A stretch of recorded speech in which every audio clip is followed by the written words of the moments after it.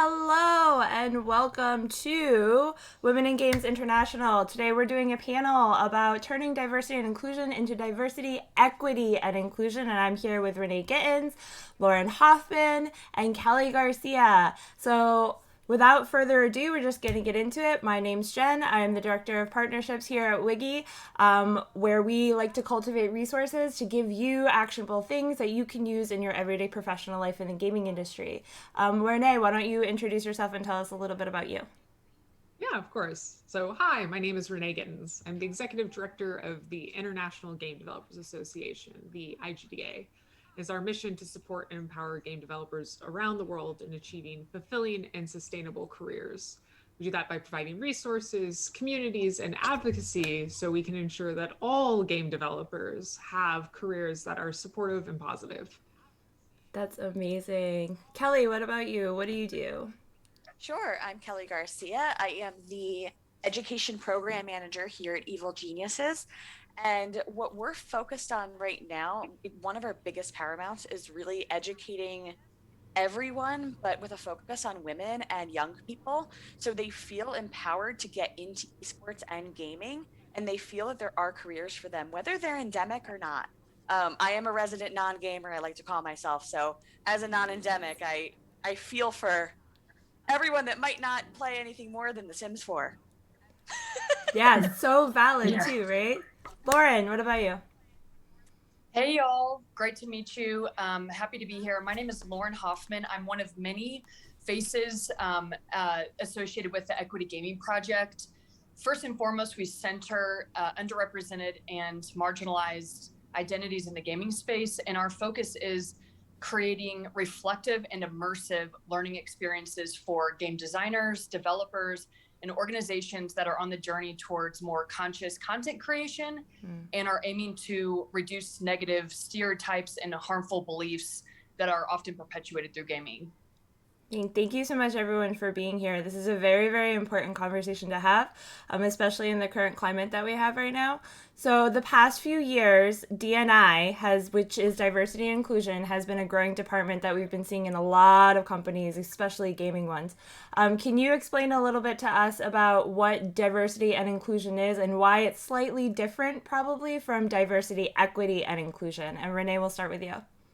Yeah, of course. So diversity can be the diversity of many different types of things. And I think that's important to keep in mind.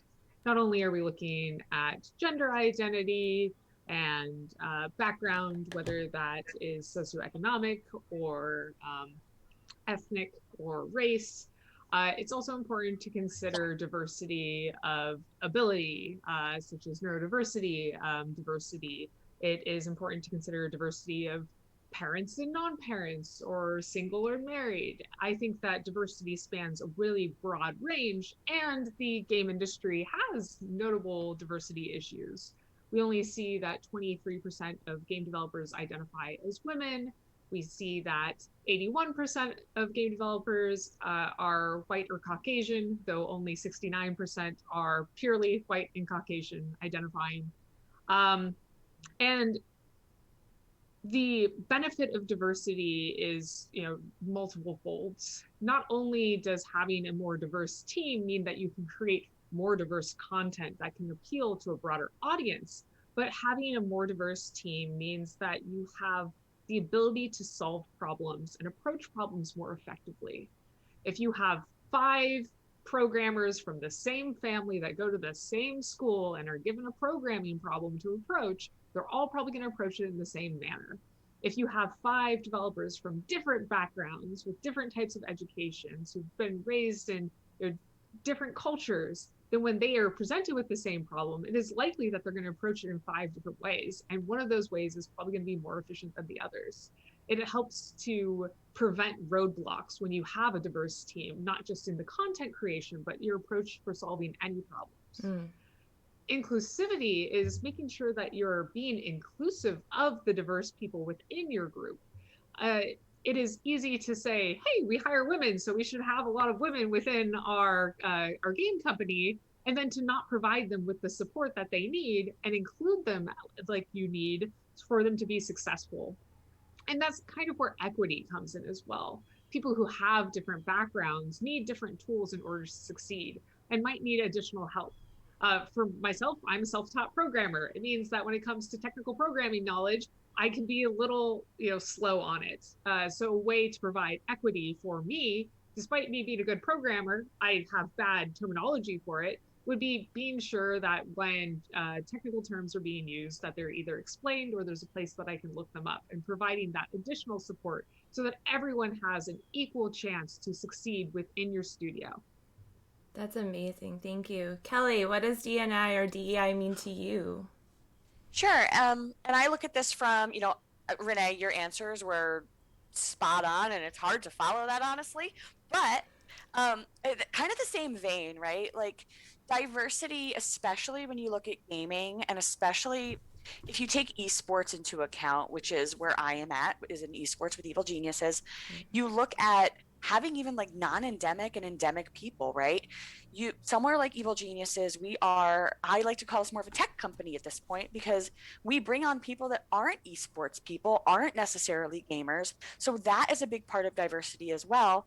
And then on the same points Renee made, where it's socioeconomic, it's sexual orientation, religion, all of that stuff, whether you're a parent or not a parent, like everything that Renee said to me is diversity, especially within gaming, but with that tie-in of endemic and non-endemic, which honestly, I don't love those terms, but we use it. So there they are.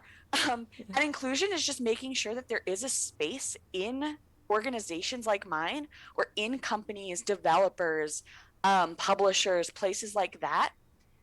But something that's missed when you only focus on diversity and inclusion is that equity piece of making sure everyone has the same opportunities despite that diverse background. You can include everyone, right? I can say, hey, I'm an inclusive space, anyone can join, but unless I'm holding them up on the same level and pushing them up where they need to be based on their parameters and based on that diverse background, then I'm not really doing any good, I think, in my head, right? Like, you do the most good by including equity and making sure everyone is on that even playing field and everyone has the same chance for success. So that's kind of what it means to me and how I factor it in. Thank you. Yes, absolutely. Lauren, what about you? D&I versus DEI, or what do those definitions mean to you and what you do in the world? Oh, you're muted, Lauren. And as building on what Kelly and Renee had said, I think what's important to name too is that one component of DEI collectively cannot exist without the other. They're intermingled. There's direct relationship. And so, echoing what was said around the breadth of diversity, and something that spoke to me, I'll credit Honey Rosenblum, who is a facilitator in one of our upcoming programs, had said, just because I see myself in your game doesn't mean that I feel safe in it. And I love that way of thinking, because there are seen and unseen aspects of identity that are really hard to consider unless you have, direct relationship or established connection, have curiosity about learning about someone in that capacity. So, inclusion, as Renee and Kelly had already mentioned, I think is, to me, really fully integrating the beliefs, values, and lived experiences of people across these different identity categories. And again, naming intersectionality, I know that comes up a lot in conversation, but is so important to remember, I think, in these larger activist movements around calling for change, is that we need to assess at every level the compounding effect of being a woman, being Black and woman, being a Black trans woman, for instance, as an example, and equity. And I agree with what both Renee and Kelly had said, but something I do want to add is the assessment and redistribution of power. And I say power specifically because I feel like that has such an icky feeling that leaves with many people. And I think there's misunderstanding about power over, which is this domination perspective. And frankly, especially in, for those of us that sit in the United States, we have a history and culture of domination versus a partnership and collaborative way of living and working together. And so what are the ways to achieve equity? Can we look inside ourselves? What power do we hold within different intersections of our identity? Where can we redistribute our power and lift everyone up to have that equal playing field? So yes. I just want to special shout out to power as a theme for equity for sure. Absolutely. I love that. I love bringing the concept of power and distribution of power into this conversation, because I think that it is important to not only lift up diverse people so that they can be in leadership positions, but for the leaders that we have within the industry to work on distributing their power to the people that work with them. I mean, the term servant leader became very, very popular for a long time. And I think it's not just about being a servant leader, but truly empowering the people that you work with to speak up, to be candid, to give proper feedback and insight and opinions so that we can have a more inclusive workspace. Absolutely, absolutely. There was a study done recently, actually, and I don't have the citation on me, but I read that when it comes to DEI, when it comes to decision-making power, having people in positions isn't enough. Having an X amount of women in your space isn't enough. Having an X amount of Black people in your space isn't enough. Having an X amount of Asian people, it really has to be a culture that's created within the workspace in order for, like you said, those ideas to be able to come to fruition. So, Kelly, why don't we start with you? What are some of the things that you've seen or that your company has done to create that culture of safety that isn't just checking off the checklist to get people in those positions? Yeah, honestly, I think we take an internal approach to DEI, and also our parent company does, which is really great. We have this awesome DEI council that our parent company created, and we have representatives from every part of like the under companies. I don't know what you call them. All the other companies. Right. We all have representatives that make up that larger body, and we discuss those issues and we talk about making any of those changes and that impact and distributing that power. We do that throughout the entire company. But on top of that, for Evil Geniuses specifically, we're focusing inward by creating an internal council for our group. We have Slack channels where we just talk about issues, we raise points. Everyone is invited to participate, which I think is really important. You can't just say, hey, I'm the lead of DEI. This is my realm. It's me, because frankly, at Evil Geniuses, it's me and Sabrina Wong. We are the DEI people. It's two of us. We can't do everything. To talk about having people in positions, literally when you have two people, it also can't do anything. Right. So we invite everyone to be a part of that dialogue. And then externally, we do the same thing. We did recently, actually, I think in April with Wiggy, we actually did our press forward event. So we had this big event, this big discussion where we brought people in and invited everyone to learn from people within the space, whether they worked for publishers, developers, they worked for entertainment companies. They were like story narration, narrative people. I can't words today. Don't mind me. It's okay. It's been a long day. We're all really burnt out from this last week. Yeah. In a week. But yeah, so like we do that too, because again, this space is meant for all of us. It is not meant for one or two people to try and drive this change. It's moving the needle little by little with all of us being involved, no matter who you are, right? We can't have a diverse, space or an equitable or an inclusive space if only one or two people are trying to force that change. Absolutely. And that's so important because it is a community kind of standard that needs to happen. It's a community space that needs to happen. Everyone, I feel, in companies need to be involved with that. So, Renee, what about you? What are some really good examples of DEI culture or in creating a safe culture space that you've seen in the places where you've been? Oh, gosh. I think there are lots of examples of good aspects of that. Right. I think that something that is really basic and straightforward is having proper work-life balance restrictions implemented from up top. Because when you're looking at people with neurodiversity, when you're looking at people with families, when you're looking at people from different backgrounds, expecting people to always be on the clock and then to also come to company social events after hours is creating divides that prioritizes people who have more time to commit to work outside of work and not. And I think that we're now starting to see an increasing culture within the game industry of creating proper boundaries, certainly not perfectly, certainly not everywhere. But I think that is a good example of a step to take that benefits everyone. Now, I also think that larger companies are doing wonderful things like creating employee resource groups so that people who have different affinities within that company can come together and share their experiences and provide support with each other, to each other, with understanding of the backgrounds and positions that they're coming from.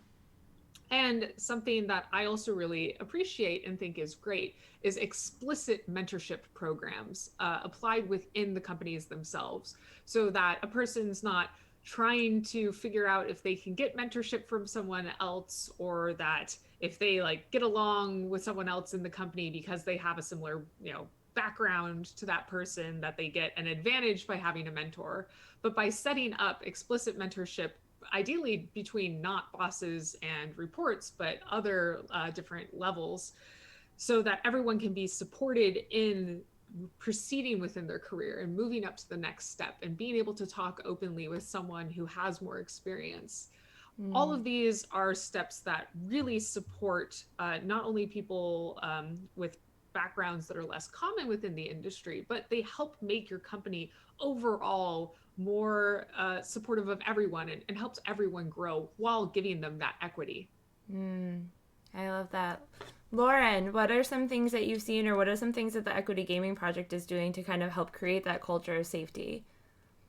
Yeah, I think first and foremost, I really loved how Kelly mentioned just kind of the staffing reality that many companies face.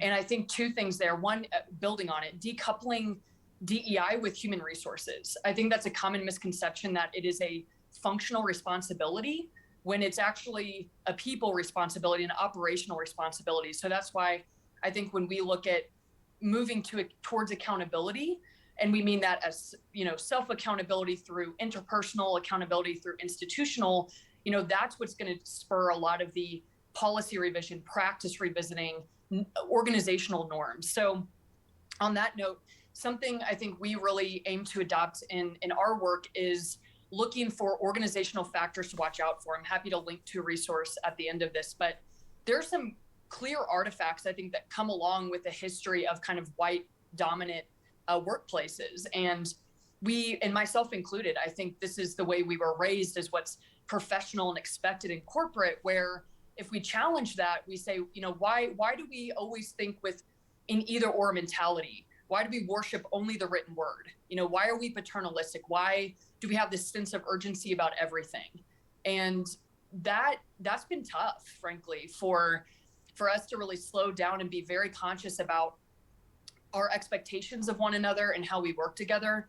But I think that's the kind of change at a very granular level that leads to the systemic overhaul of kind of institutionalized, oppression of underrepresented identities. So that's something we're really being conscious about. And then two is our mission we will stand by is never releasing a program that is not constituent led, meaning we will always place a person with lived experience in a topic area in one of our program deliveries. So for instance, I'm an able-bodied individual. I don't have lived experience as someone who's had a disability. So it's really not my story to tell when it comes to the realm of disability, as much as I can support that, or accessibility design, right? Same goes for discussions about what it might mean to be represented as a Black character in gaming. That's not a personal experience that I have. So we're committed to always providing programming that centers the individual that is affected by the topic or issue that we aim to discuss. That's amazing. I love that. It's very, very important to have those lived experiences and people like that telling their stories. And so, what are some of the big benefits? Because often we talk about how DEI is needed, but what are the big benefits to a company when they really embrace that DEI side? And we touched a little bit about on like other people's stories, but let's expand upon that a little bit. And let's start with you, Renee. Yeah, I think that the benefits of having good DEI at a company are kind of endless. It just makes your company stronger overall. It's sort of the same concept as feminism benefits everyone, whether you're a man who wants to be a stay-at-home husband, or you just want to be able to spend time with your kids without people being like, oh, babysitting, right? And that's just a small example of how DEI can affect, the entire broader audience. But also, as I mentioned before, having a diverse workforce is beneficial to your ability to solve problems. Having an inclusive workforce means that everyone's going to maintain their motivation and feel like they are actually part of the company. They're not going to lose heart. They're not going to leave because they feel like they're being excluded. And having equity means providing everyone with the same opportunities to succeed, which means that more people in your company are succeeding as well. It has been shown in multiple studies that having a diverse leadership team is more likely to get funding and more likely to succeed. I think it's like 25% and 35% of the time. It really just shows across the board that diversity, equity, and inclusion is not only good for individuals, it's good for the growth of the company, it's good for the income of the company, it's good for your problem solving abilities. There's pretty much no reason to not invest in it. And I think that it is really unfortunate that it has been pushed to the back burner or so often created as like a value line in the company's mission statement and not truly lived and pushed forward. What I think that we've seen is you have to be proactive about your implementation of your DEI policies. You have to make sure that you're repeating them and that you're encouraging all of your staff, all of your leadership in particular, to live by them as well. Absolutely. Kelly, do you have anything to add? Yeah, I think, again, Renee touched on a lot of really, really, really solid points. I will say that, touching again on, and I do love bringing this up, but how I touched on Evil Geniuses in my head is almost aiming more toward a tech company, even though we're very much an esports organization. Like having that diverse group of people like me who are non-endemic. I come from tech. I don't come from gaming space. Very brief stint in publishing, but having people like me or people that also come from esports that come from other backgrounds entirely, that does drive a company forward because you have opportunity to bring different walks of life through and use that to make your brand or your company stronger. Great example for us, right? And this is going to be a mini shameless plug, and I don't mean to do this, but it's happening. We just announced an awesome partnership with the Wolverhampton Wolves, who is a football team out of England. And they are becoming a partner with us because of what we're doing in the DEI space is one of the main reasons. Like our education platforms, our DEI platforms, the fact that we involve different walks of life in what we do is how we got a football team to be part of our company, part of our mission, and to be invested in us.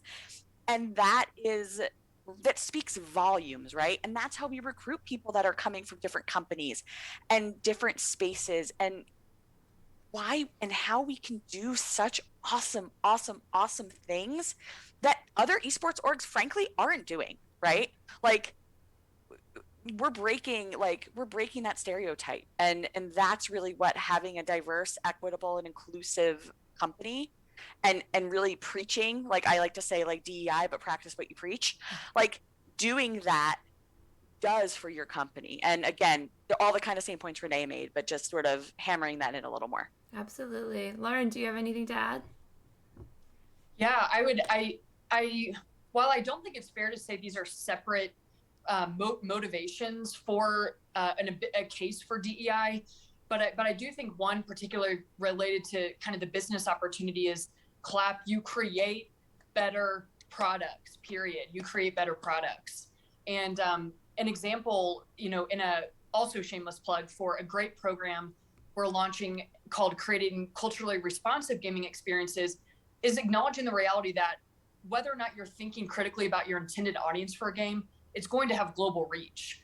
And so moving beyond localization of changing a game's language, but when you hire and generously compensate designers, developers, narrative folks who, are involved in the production process and are putting out games based on perspectives that they hold, as a diverse member with, multiple identities that they're managing, you're going to naturally connect better with the players. So I think that's, for us, a very clear business case. But I think I add to that, when we say like, what are the larger benefits that DEI can bring? And I think we need to shift towards a conversation of let's dig into where are we aligning compensation to support and further DEI? And that's, again, I think I've been harping on that for a while, but where's that part of the conversation? And when we're going to take a closer look at, this isn't a fringe or niche topic. This should be the lens through which we view everything that we do our work. And I don't think we're there yet, but I think there's a lot of opportunity and possibility. And I'm very hopeful that there's a bright future ahead. But I think until the question to me that would generate that kind of response to, gosh, let's shift from a fringe or niche thing to, this central focus of our business and a value to our business is, what am I missing by not participating? And what's in it for me personally? What am I losing? And I think that that's a question, especially for those individuals that do hold privilege and power in an organization, who see, frankly, sometimes, well, it's not my issue, or that's for the DEI committee to kind of resolve and heal. When many folks don't realize that even with a powered and privileged position, you're losing a lot. And, that, I think what's in it for me is naturally how we think as humans, and answering that question for folks is going to be really important in the future. Absolutely. Thank you. No, this is all great discussion. We do know, while in a perfect world, all companies that are out there would have sparkling DEI programs, there are lots of companies that struggle with that. And one of the things that we love to do at Women in Games International is to make sure we're giving people resources so that they can uplift themselves in any way possible, because sometimes it can be very daunting when you're working for a company that does not offer that for you.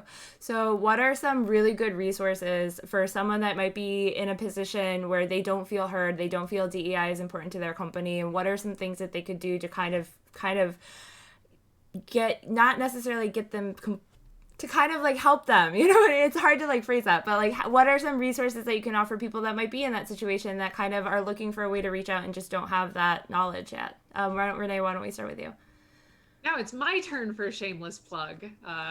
So the IGDA actually published a white paper called Guide for Game Companies, How to Create and Sustain a Positive Work Culture. We published it, I believe, in May.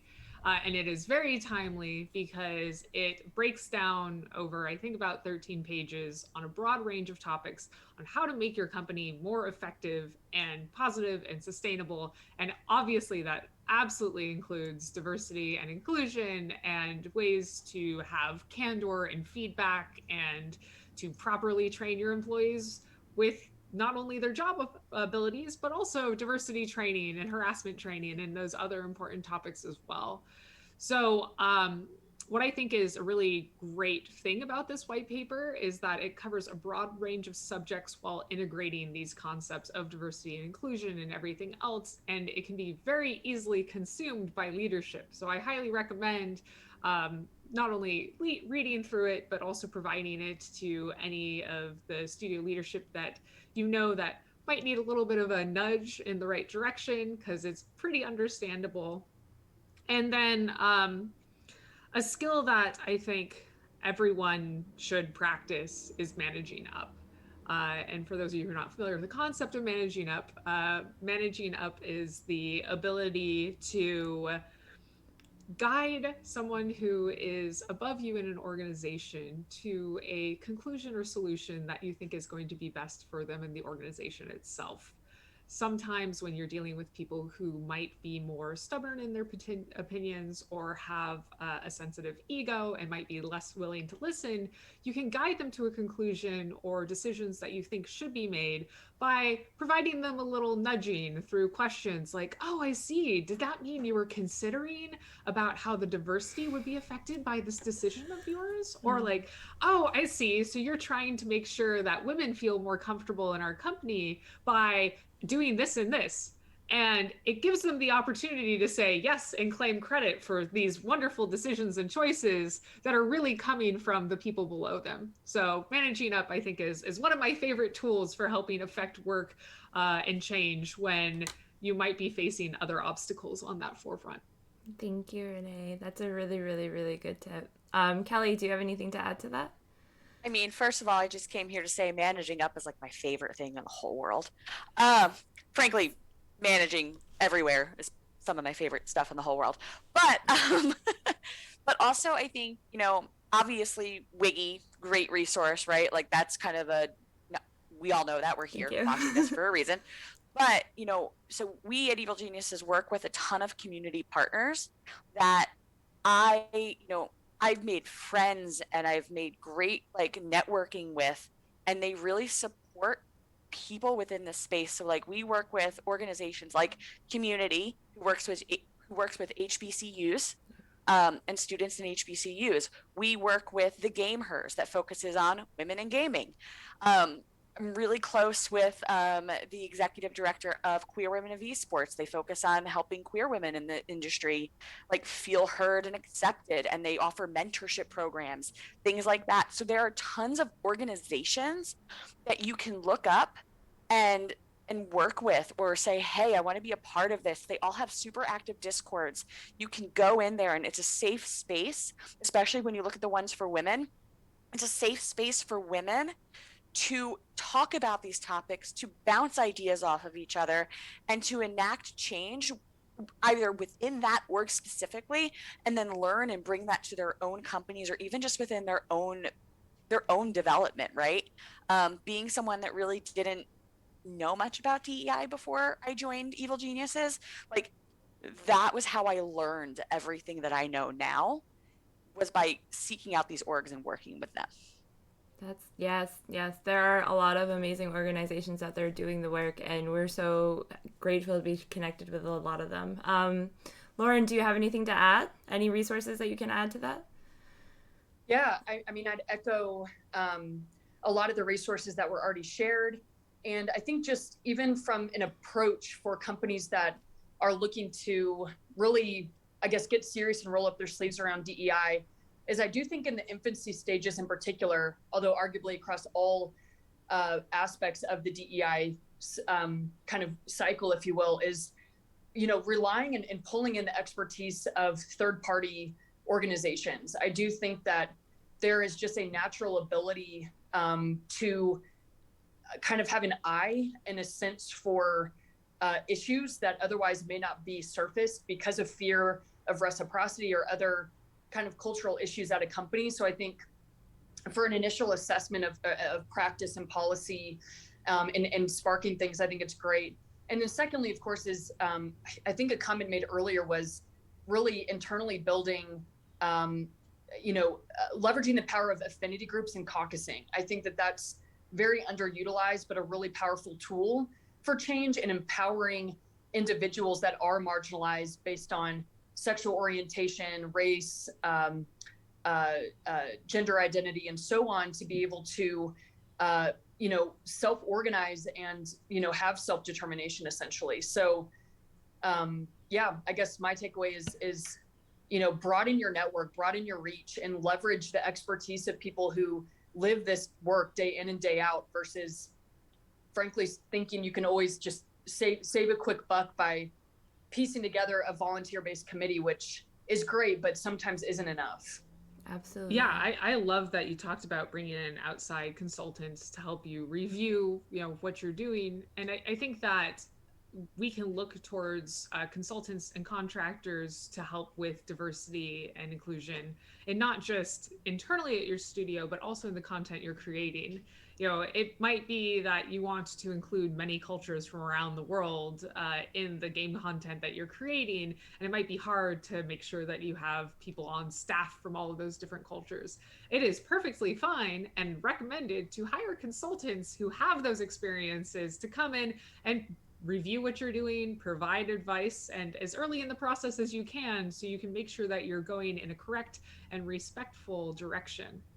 Yeah, that's super important. The other thing too, I just wanted to add is that there are a lot of identities that are also invisible. So when it comes to DEI, like I'm half Korean, so my Asian American experience, I had a lot of people that are like, oh, you're just a white person, but then I have all of these other things that add into like what I need for equity and inclusion and diversity that might not be prominent when you just meet me for the first time. And so just keying into that piece that there are also a lot of invisible identities that maybe you might not know that person has. And so that's why consultations are super important, and bringing in third parties is also really important too, because you could have people in your company that you don't visibly see identify a certain way.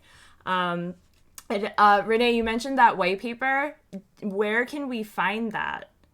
It has been linked multiple times. Okay, in the Twitch chat, good. You can find it on IGDA.org. All right, perfect.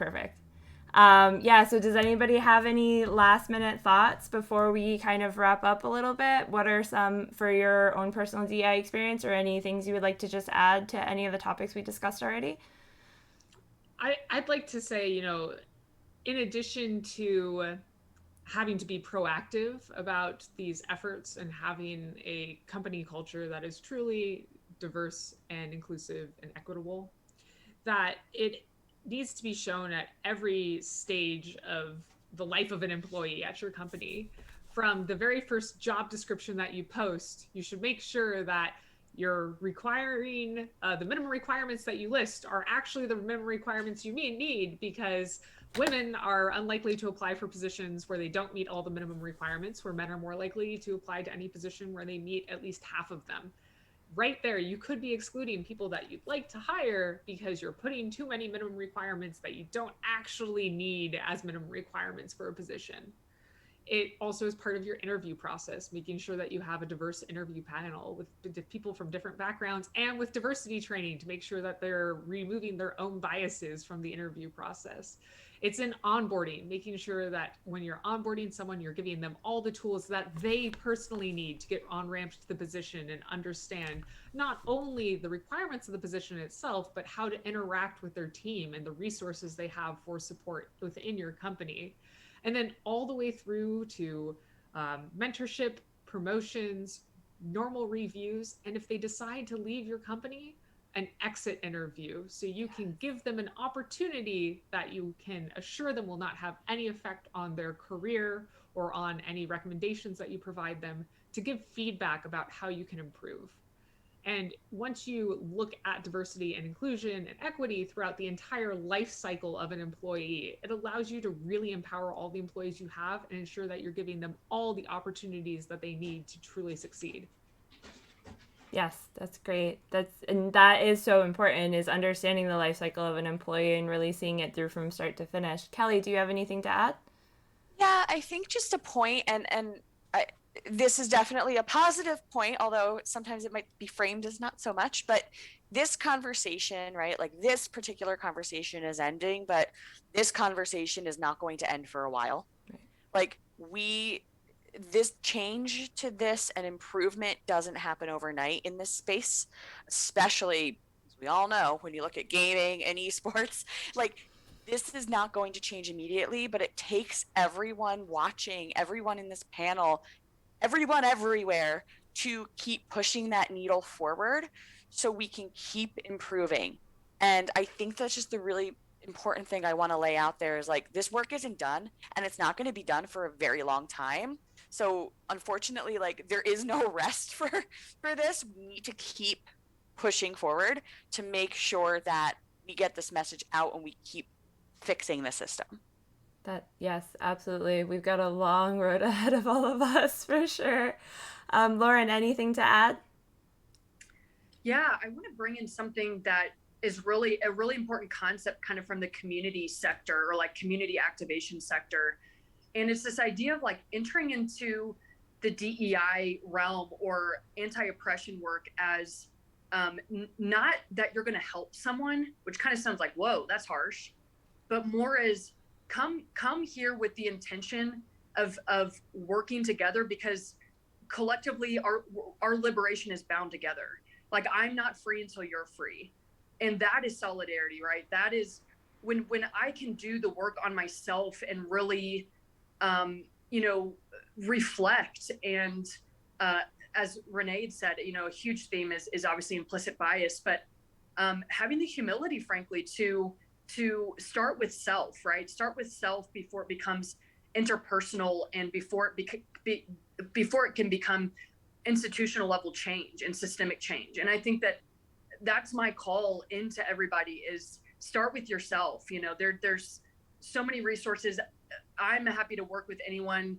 Feel free to reach out, but and there's plenty of other resources as well, you know, available to do that. And so that's kind of a call to action for all those here today listening.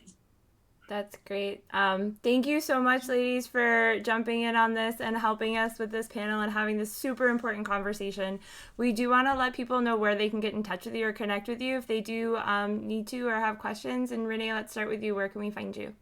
Yeah, you can find me at IGDA.org. There's a lot of resources there. All the IGDA accounts across every single social platform you can think of. And then my personal Twitter is RikuKat, RIKUKAT.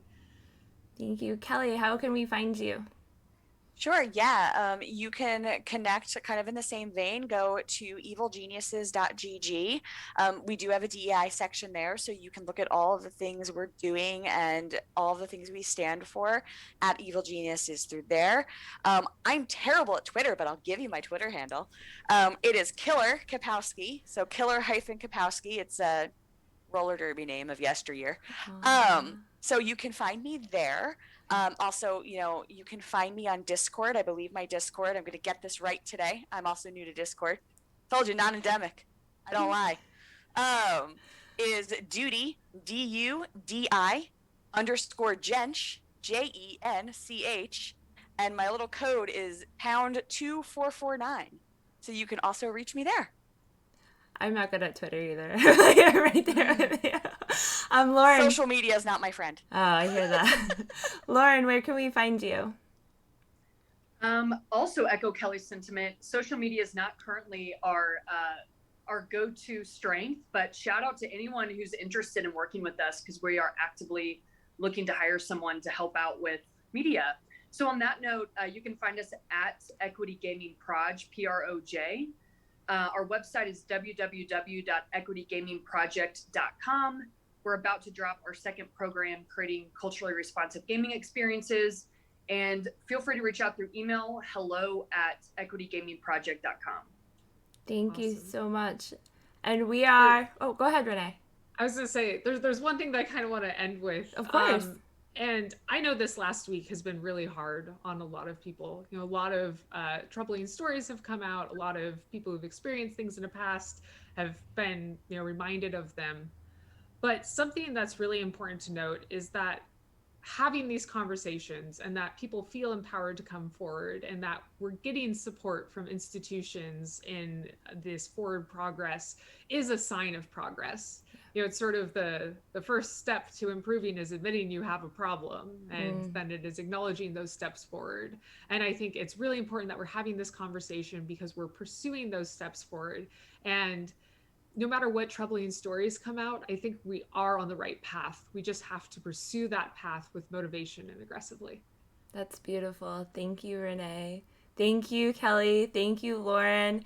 We are Women in Games International. We do content here on Twitch almost every Wednesday. If you want to connect with us, and you can get in touch with us on Get Wiggy at almost anything. Our Twitter, our Instagram, our website, and it's GETWIGI. And we will be continuing these conversations. This is just the beginning. Like Kelly said, we still have a long road ahead of us, but at least we are here and able to have these platforms to do that. We're very thankful for that. So thank you so much, everybody, for being here, and we will definitely see you next time. Bye.